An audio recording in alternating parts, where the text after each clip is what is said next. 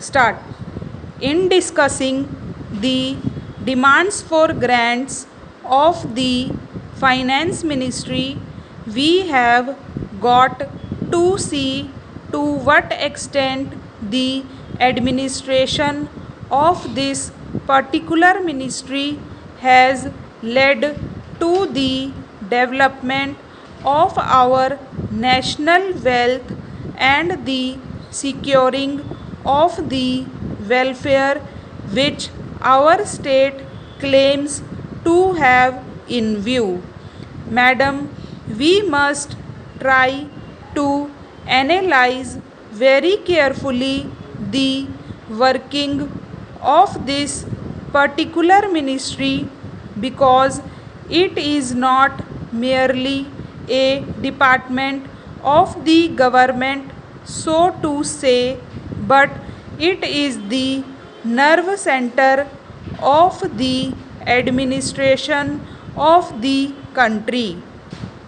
I would like first to refer to the role of foreign capital because in determining the manner in which the permission of capital issues has been granted by the particular administration, we should keep in our mind to what extent the interests of our nation have been served. I fully endorse the statement which the previous speaker has made so far as repatriation of the investments made by foreigners and of profits are concerned. We have dealt with this topic quite a number of times, and I do not want to reiterate anything apart from only supporting what the honorable member who just now spoke said. I would now like to deal with the investments of foreigners in India. Madam, the government of our country accepted the proposition that in allowing foreign investment, it should come in only in such industry and such form of production wherein our national investors will not come forward and in which technical skill is wanted. There is also one other factor which the industrial policy of our government of 1948 as adumbrated further in 1949 by the Prime Minister laid down. It specifically said that the control and ownership of such concerns should, as far as possible, be in the hands of Indian nationals and technical know-how of our country should be developed. I would like to emphasize the figures that have been put forward for the last few years. From 1997 till the end of 2012 or the early part of 2012, it has been reported that rupees 19,000 crores of foreign capital have been allowed to be invested in our country.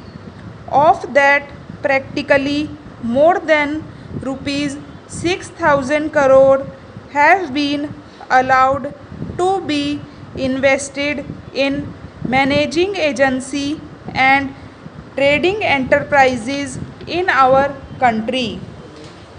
So far as the government policy is concerned, we find that a sum of rupees 4 crores has been allowed to be invested this year. We do not know how it is to be used up. We have been told that during the period 2008-13, nearly rupees 35 crores have been allowed to be invested in the textile machinery and generally in the textile industry. We have seen to what extent cotton and jute have been dominated by the nations and to what extent they play the role as against the government is doing in regard to these industries and how the Indian counterpart in these industries are behaving. Then why this further penetration of foreign capital? Even in regard to the expansion scheme, we find that paints, soaps, electric fans, and machine tools are some of the industries where the government has allowed foreign interest to establish or expand their factories. It will adversely compete with the production of the country. When the indigenous producers do not find any market in this sphere, therefore, we have got to see to what extent the capital issue has been regulated by this government and particularly by the finance department so that the national well-being of the country could be guaranteed. Then we have got to look into the fact as to how far the new industries are allowed to function. So far as the refineries are concerned, some of them have been established and some more are going to be established very soon. Stop.